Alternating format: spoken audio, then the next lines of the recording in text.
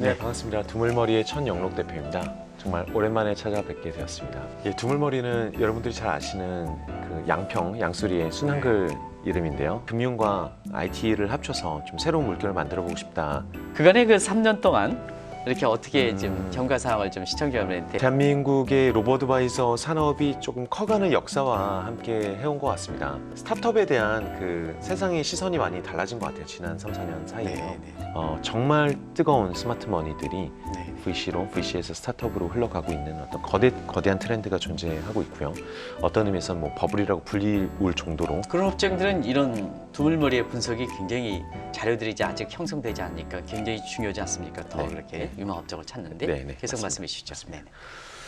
그래서 그 시선도 많이 바뀐 것 같고요. 네네. 스타트업들의 장점이 되어야만 하는 부분은 정말 우수하고 정말 열정적인 사람들이 더 이상 대기업의 일원이기보다는 조금 더 큰 일을 해보고 싶으신 분들한테 이렇게 좀 유혹을 할 수 있는 부분이 아닌가 싶었고요. 저희가 유혹을 할 수 있는 방법은 회사의 문화와 어떤 정신일 것 같아요. 그리고 회사가 함께 만들어 나갈 수 있는 기회들이 있잖아요. 네네. 그런 것들로 상고초를 하고 사고초를 해서 저희가 그 굉장히 저희 업계에서는 퀀트, 이 데이터를 다루는 업계에서는 굉장히 유명하신 분들을 많이 모시게 됐는데 네네. 예를 들어서 뭐 성함들을 얘기해도 괜찮습니다. 아실지 괜찮습니다. 모르겠지만 네, 업계에 워낙 화두가 되는 사람들이니까 네. 괜찮습니다. 네네. 지금 이제 한경TV에서 그 진행을 하고 계신 김두원 위원, 유명한 그러니까, 애널리스트였었죠. 기존에 이제 이코노미스트가. 예. 그렇죠. 업계 최고 연봉을 받는다고 네. 알려지기도 했던, 저는 팩트는 모르겠습니다. 네, 비교해본 네, 게 아니어서. 네, 그 정도로 이제 뜨거웠던 또 40대 기수론의 이제 한참 앞에 있는 그런 어떤 그 젊은 40대로 최고의 이코노미스트로 주가를 올리던 김도원 위원도 저희가 모시게 됐지만 퀀트, 특히 데이터를 다루는 쪽에서는 한태경님이라고 아, 또 예예예. 삼성 해치 자산 네네. 해서 저희가 좀 이런 얘기도 했어요. 그 대한민국에서 데이터가 거의 제일 잘 돼 있는, 너무 압도적으로 잘 돼 있는 운용사가 삼성이었거든요. 저희가 보기에 너무 부럽고 너무 기이할 정도로 잘 돼 있는 거예요. 그래서 찾다 보니까 그 한태경님이라는 그 한 분이 어마어마한 기여를 했다고 느껴졌어요. 그래서 그분을 찾아서 상도에 어긋날 수 있지만 더 큰 정말 그냥 아시아 최고 수준의 데이터 이 DB를 함께 만들어보자 라고 얘기를 하다가 한참 동안 이제 쫓아다녔습니다. 그래서 그걸 쫓아가는 과정이 굉장히 천 네. 대표님이 고생 많이 하셨다면요. 네, 고생 많이 했죠. 네네. 왜냐면 그 대기업에서 줄 수 있는 네. 그 엄청나게 비싼 데이터들과 그 또 포근한 게 굉장히 많을 텐데요. 네. 그보다 그 같이 야생에 나오자고 이제 설득을 하는 것이 쉽지가 않죠. 네네. 다만 이제 기회가 더 많을 수 있다라는 점. 무슨 기회냐면은 돈을 많이 벌 수 있는 기회도 아닌 것이, 돈도 많이 버셨고 이미 뭐 투자로 이미 그 정도 데이터를 다루는 사람이 돈을 안 벌려고 해도 뭐 안 벌기가 쉽지 않거든요. 그 돈 원하시는 게 돈도 아니고 그럼 무엇일까? 이미 뭐 거대 조직에서 편안하게 몸담고 계신데 그리고 명예가 있고요. 삼성한테. 네네네. 그런 분한테 찾아가서 할 수 있는 얘기는 진짜 이 일을 좋아하시는데, 이 데이터를 모으고 시스템을 만드는 걸 좋아하시는데 이거를 제가 정말로 다 자원을 끌어모아서 같이 해보자. 이게 우리 산업이 굉장히 중요하다. 네네. 우리가 만들면 우리만 쓰는 게 아니라 다른 자선용사들도 쓰게 도와줄 수 있고, 무엇보다 이제 투자를 주먹구구로 하는 이 환경에서 진짜 데이터를 보면 데이터가 너무 많은 얘기를 해주거든요. 데이터 없이, 경험 없이 투자한다는 건 말이 안 되잖아요. 네네. 경험 없이 투자하는 건 말이 안 되는데 데이터 없이는 투자를 많이 하세요. 그러니까 뭐 지난 10년간의 경험에 의존해서 그게 문제였었죠. 하죠. 근데 볼 수 있는 데이터라는 게 대한민국에서 재무제표고 1000개 본 사람도 흔치 않거든요. 네네. 근데 예를 들어 저희는 내부의 데이터가 뭐 재무제표만 한 500만 개가 쌓여 있어요. 그러니까 분기 데이터. 그건 인간이 읽을 수 있는 수준이 아니죠. 근데 그 안에서 가지고 놀 수 있는 게 너무 많잖아요. 해외에서는 어떻게 됐을까? 1980년대에 어떻게 됐을까? 이런 쇼크가 발생했을 때 국가마다 어떻게 다르게 반영됐을까? GDP마다 뭐 다른 게 있을까? 환율의 이슈가 있었을까? 궁금한 게 있으면은 데이터에서 배울 수 있는 게 굉장히 많은데 없으면 저도 예전에 그랬지만 그냥 역사책 읽으면서 배울 수밖에 없거든요. 그죠? 그렇죠. 네, 네. 네. 그게 사람의 한계이기도 한데 그날 매일매일 아침에 일어날 때마다 기분 따라 다르고 그죠? 오늘의 느낌이 똑같은 데이터 보더라도 똑같은 데이터 봐도 네. 직감 따라 뭐 배우자랑 싸웠으면 또 기분 나빠서 좀 다르게 보일 수도 있는 거고 네네. 사람의 한계라는 게 존재하는데 그런 부분을 같이 바꿔보자 해서 네네. 한태경님 들어오시고 뭐 이현열 이라고 또 이런 분들이 유명한 건 다 블로그나 신매체들을 통해서 네네. 팔로워가 많이 생겼기 때문에 유명해진 것 같아요. 꾸준히 콘텐츠를 만드는데 콘텐츠 내용이 너무 좋고 네네. 사람들이 그 데이터를 보면서 영감을 얻어서 막 교류하고 영향력이 생기는 이런 분들이 자꾸 들어와서 내부에서 또 그런 이야기들을 신나게 하고 더 이상 어디까지가 일이고 어디까지가 취미인지 모를 정도로 계속 그런 얘기들이 이뤄지니까 조직이 너무 행복해지고 있는 것 같습니다. 두물머리 오면 아까 GB와 함께 다이렉트 인덱싱이라는 얘기가 이제 네. 확 떠오르는데요. 네. 이거 좀 설명해 주시기 바랍니다.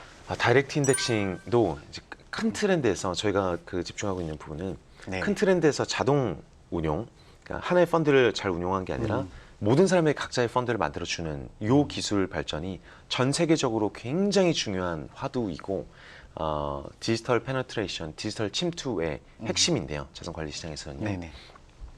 그게 제도권에서 이건 글로벌 얘기입니다. 해외에서 제도권에서 두드러지게 나타난 그 아주 특별했던 현상이 작년부터 이루어진 다이렉트 인덱싱이라는 산업의 태동이에요. 네네.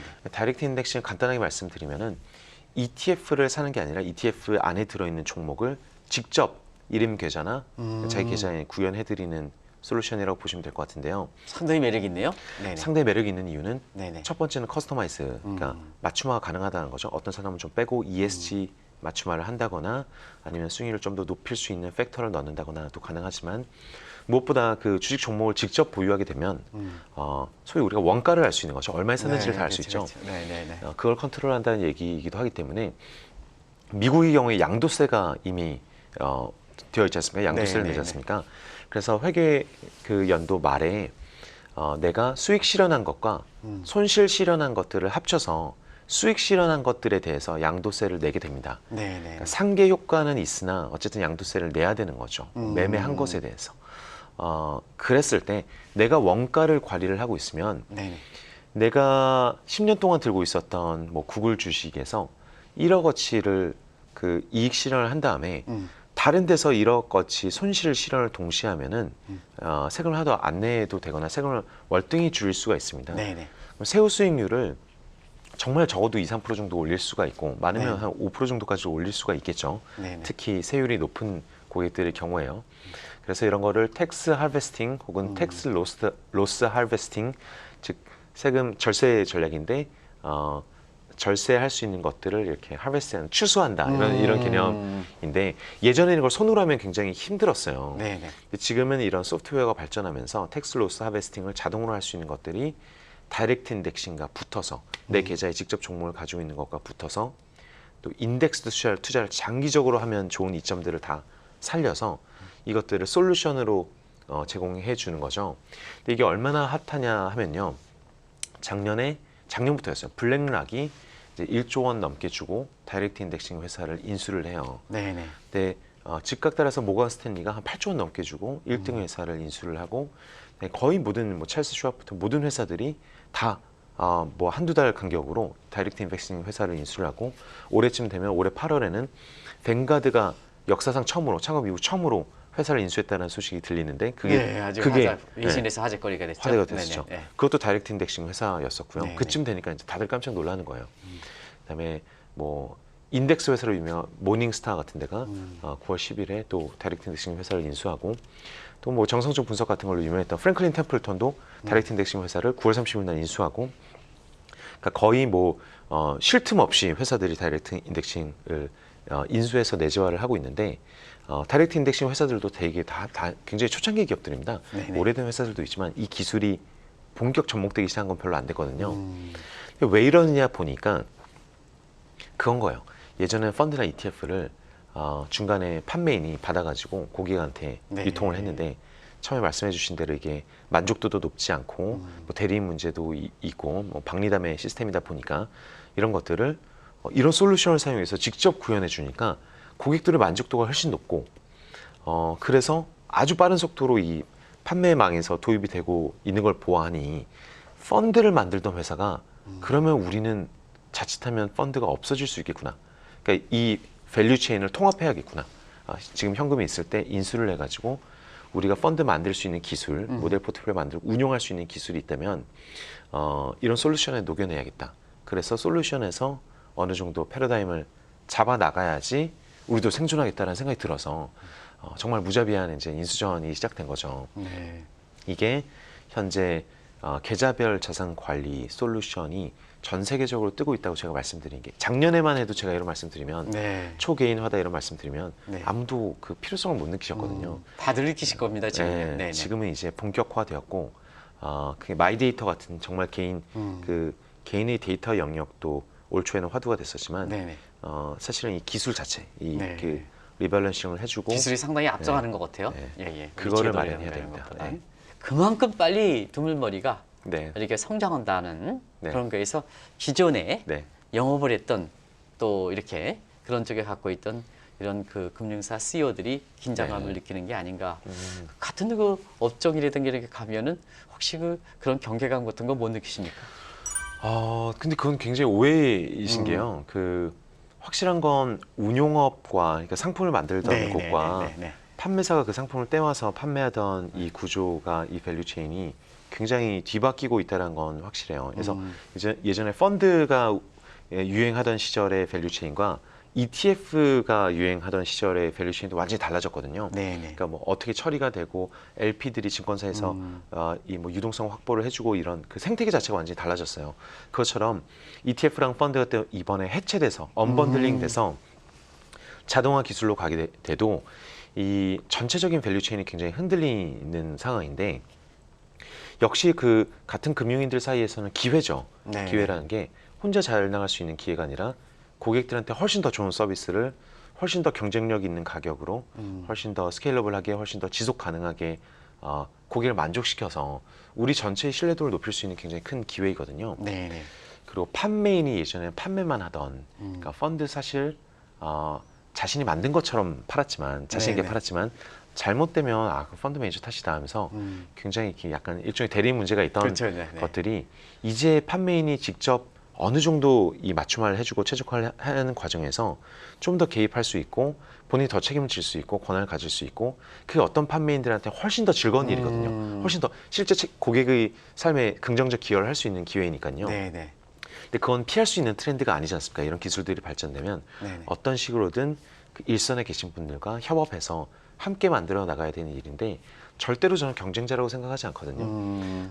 경쟁은 그 경쟁이 아니죠. 경쟁은 예전에 그 고비용 구조가 문제였던 거고 그 네네. 고비용 문제가 풀어지면 모든 펀드 매니저가 이제 운용에 더 집중할 수 있고 네. 더 맞춤할 수 있는 아이디어를 만드는데 자기 인생을 열정을 쏟아부을 수 있고 판매인들도 마찬가지고 고객들도 훨씬 많은 금융인들을 고용해서 함께 평생 파트너로서 살아갈 수 있는 그런 환경을 만들어준 게 이런 기술이라고 생각해요. 근데 최근에 우리 그 젊은 사람들이 천 대표 같은 이런 분들이 훌륭하다는 것은 GBR이든가 이게 역으로 해외 그 유수한 금융사들이 관심을 갖고 있다는데요. 그거 좀 말씀해 주시기 바랍니다. 네, 저희가 그 글로벌 자산운용사들이랑도 대화를 많이 하고 있어요. 네네네. 그러니까 국내에서 오히려 저는 좀 관심이 없는 영역이라고 생각하고요. 오히려요. 아까 네네. 말씀하신 대로 기존 제도권에서 과연 이게 얼마나 큰 그 태풍이 불고 있는지를 조금 그 오해하고 계시는 경우가 많은 것 같고요. 안 좋으려 그럽니다. 그게. 네. 또 로보드바이저가 제가 그 초기에 말씀드린 게 로보드바이저의 성장이 느렸다고 말씀드렸는데 네네. 그게 로보드바이저가 고객 접점 부분만 너무 건드려서 그래요. 실제 국내에서 엔진 파트가 많이 그 고도화되지는 않았습니다. 그래서 이제 제도권에 계신 분들 입장에서 봤을 때는 이거는 그냥 채널만 살짝 바뀐 건데 비대면에서 재밌게 이쁘게 꾸며둔 건데 이게 뭐 대단한 임팩트가 있어 보이지는 않는다라는 말씀은 거기까지 맞는 얘기라고 네. 저는 어느 정도 공감을 하고요. 반면에 근데 요새 유튜브 같은 거 워낙 많아져서 좋아졌기 때문에 비대면 자체가 굉장히 큰 거지 네네. 로보드바이저가 그 비대면 성장을 굉장히 많이 차지하지는 않았다고 저는 생각하거든요. 네네. 근데 해외에서는 이 엔진들의 변화에 조금씩 이제 그 반응들이 오고 있어요. 아까 네네. 다이렉트 인덱싱이 갑자기 굉장히 비싼 가격에 인수되고 본격적으로 접목되고 있다는 모습도 그렇고요. 네네. 관련된 스타트업들이 굉장히 높은 밸류에이션을 어마어마한 자금 투자를 받고 있는 면들도 그렇고 그 젊은 MZ 세대 입장에서는 궁금하잖아요. 그 금융인이 30년 금융인 이런 표현 쓰면 사실 되게 신비함을 주긴 하는데 또 알고 보면 그 위원님도 느끼시겠지만 30년간 다 잘하는 게 아니지 않습니까? 그쵸, 어떤 그쵸. 분들은 네네. 굉장히 잘못된 말씀을 30년간 하고 계신 분들도 계시고 그런 것들이 왜 데이터를 사용해서 더 좋은 모델을 만들 수는 없을까? 이런 얘기들이 많이 나오고 있다 보니까 혁신들이 많이 이뤄지고 있는 것 같아요. 그 중에서도 GBI 기술에 대한 이런 인공지능 접목이 몇 군데서 이뤄지고 있는데 네네. 저희가 그 부분에서 굉장히 앞서가고 있고 그 트렌드에 굉장히 앞서 나가 있는 지금 막 트렌드가 되고 있는 상황에서 저희는 몇 년간 특허 출원을 해오고 기술들을 쌓아둔 상황이어서 이런 것들을 데모를 보여주면은 해외 이제 운용사들이 정확히 우리가 원했던 거다. 북미에는 북미 나름의 북미 기준 회사들이 북미에는 이런 솔루션을 도입하고 있는데 여러분 서로 도움이 될 수 있겠다. 같이 협업을 해보자. 혹은 뭐 아시아 태평양 쪽으로 같이 진출을 해볼 수 있으면 좋겠다. 같은 이야기들을 할 수 있게 되는 거죠. 요즘 그 국내 그 이렇게 대기업들의 인사 원칙이 이렇게 보면 대부분 외국인들이 굉장히 긍정적으로 평가하는 대목은 굉장히 젊어졌다. 퓨처, 미래에 대해 생각한다. 네. 디지털 해서 이 YFD라는 표현을 쓰더라고요. 네. 네, 그렇게 YFD 이렇게 인사 원칙 보면 천 대표 인사 원칙과 비슷한 것 같아요. 이 핀테크나 스타트업에서 뭐 토스나 이런 거대 기업들이 성공하는 모습을 보이면서 네네. 배달의민족이나 굉장히 그 기존 플레이어들을 이제 뒤흔들고 있잖아요. 카카오만 해도 이제 그렇게 영하는 느낌이 안 든다고도 할 수도 있는데 네네. 카카오나 네이버가 불과 뭐 10년 전에 지금 우리나라 재계에서 이 정도의 그 순위가 될 거라고 사람들이 상상을 꿈에도 못했었는데 못했죠. 네네. 그런 기업들이야말로 영엔 그 퓨처 그 미래지향적이고 이제 당연히 디지털하고요. 네네네. 그런 세 박자를 다 갖춰가고 있는데 사실 뭐 영한 건 중요한 건지 모르겠습니다. 그 네네. 고리타분하지 않은 거는 뭐 젊은 사람이나 나이 든 사람이 다 좀 네. 중요한 덕목이니까요. 근데 퓨처가 저는 정말 중요한 게 미래를 바라본다는 게 우리 증권업의 어떤 고질적인 문제가 단기적인 거밖에 안 보려고 하는 거거든요.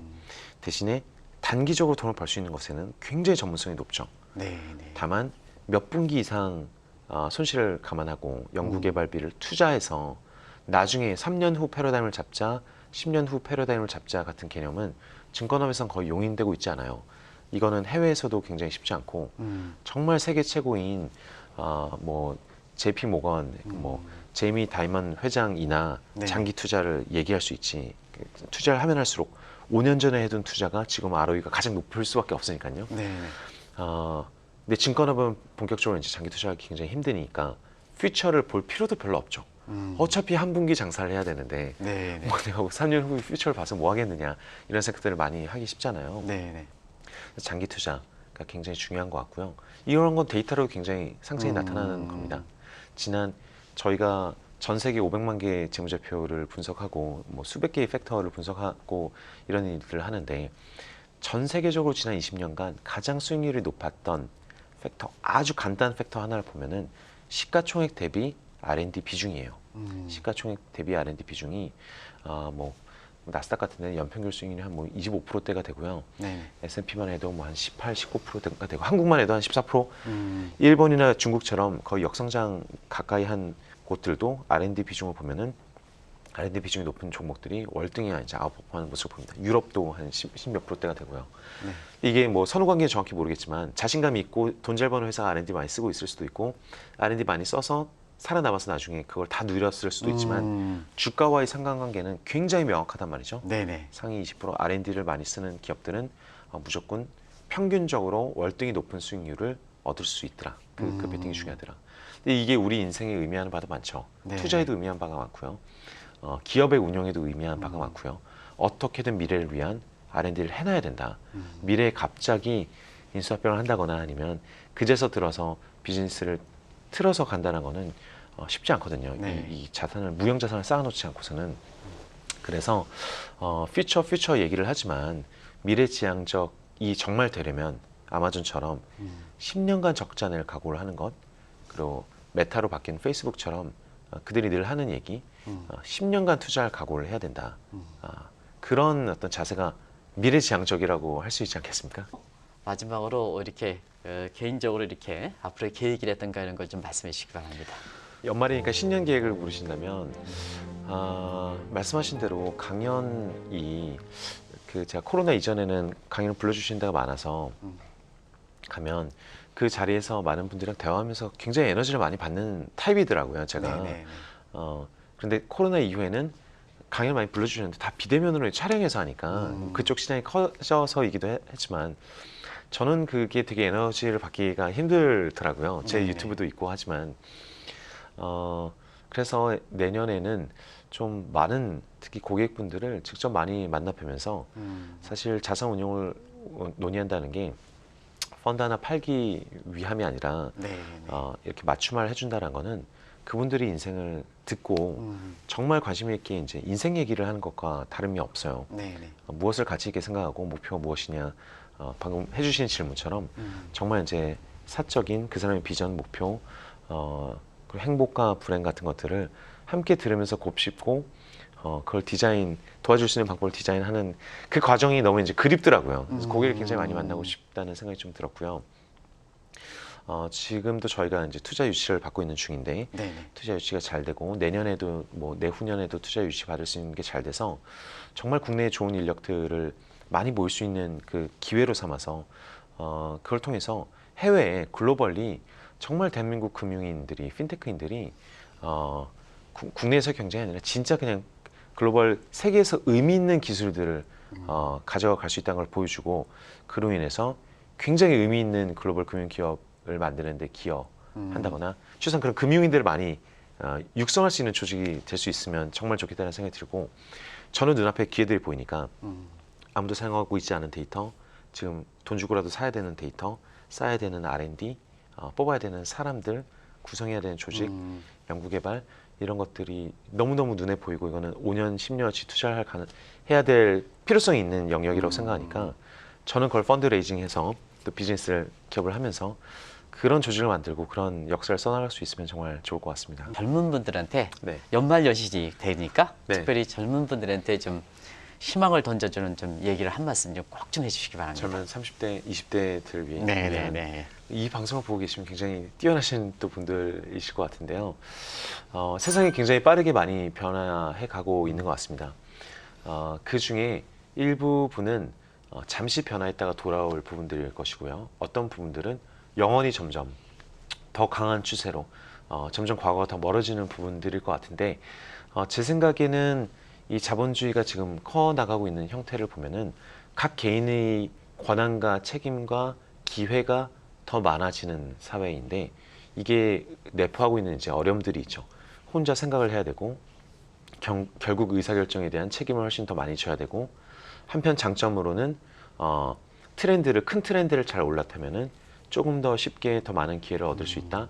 기존에는 상상하기 힘들던 그래서 30년 전에는 뭐 연봉 1억이라는 게 뭐 전 아마 없었을 텐데요. 그런 개념 자체가 없었을 텐데 요새는 정말 조금만 잘해도 굉장히 좋은 커리어를 만들 수 있고 혹은 개인 사업자로서 독립을 할 수 있고 자기가 정말 좋아하는 일을 하면서도 창의적으로 세상에 기여를 해나갈 수 있는 사업적인 기회들이 많이 열리는 것 같아요.